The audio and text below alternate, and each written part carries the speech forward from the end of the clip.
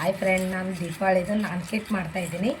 ನಾನ್ ಕೆಟ್ ಸಲುವಾಗಿ measurement correct ತೊಗೋಬೇಕು. ಒಂದು ವಾಟಿ ತುಪ್ಪ, ಒಂದು ವಾಟಿ ಇದು ಸಕ್ಕರೆ ಅಂದರೆ ಬೀಸಿದ್ದ ಸಕ್ಕರೆ, ಅದು ಶುಗರ್, ಅದು ತೊಗೊಂಡು ಎರಡು ಹಿಂಗೆ ಈ ಥರ ಮಿಶ್ರಣ ಮಾಡಬೇಕು. ಮಿಶ್ರಣ ಮಾಡಿದ ನಂತರ ಇದು ಚೆನ್ನಾಗಿ ಕಲರ್ ಬೇರೆ ಇರುತ್ತೆ.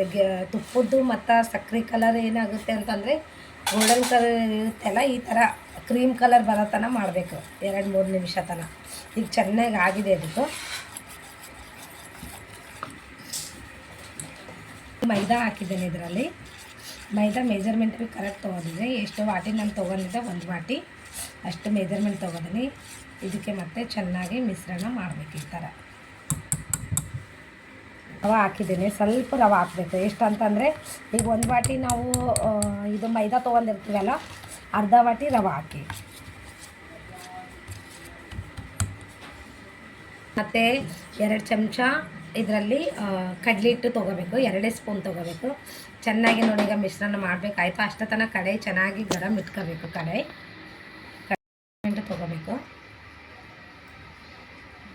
ಈ ಥರ ಮೆಜರ್ಮೆಂಟ್ ತೊಗೊಂಡ್ರೆ ಹೆಂಗೆ ಚೆನ್ನಾಗಿ ಯಾವ ಸೈಜ್ ಬೇಕನ್ನೋದು ಅದೇ ಸೈಜ್ ಬರುತ್ತೆ. ಇಲ್ಲಿ ನೋಡಿ ಈಗ ಈ ಥರ ಮಾಡ್ಕೊಂಡು ಗರಮ್ ಇದ್ದು ಕಡಾಯಿ ಗರಮ್ ಇಡ್ತೀವಲ್ಲ, ಅದರಲ್ಲಿ ನಾವು ಇದನ್ನು ಇಡಬೇಕು. ಹೊಸ ವಿಡಿಯೋ ನೋಡೋದಕ್ಕೆ ನನ್ನ ಚಾನಲ್ ಸಬ್ಸ್ಕ್ರೈಬ್ ಮಾಡಿ, ಲೈಕ್ ಮಾಡಿ, ಕ್ಲಿಕ್ ಬಟನ್ ಟಚ್ ಮಾಡಿ.